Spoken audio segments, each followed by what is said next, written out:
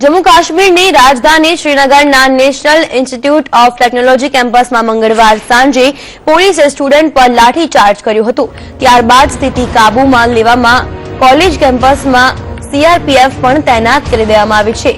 दिल्हीना मुख्यमंत्री अरविंद केजरीवाले ट्वीट કરી શ્રીનગરમાં સ્ટુડન્ટ પર થયેલા લાઠીચાર્જની નિંદા કરી હતી।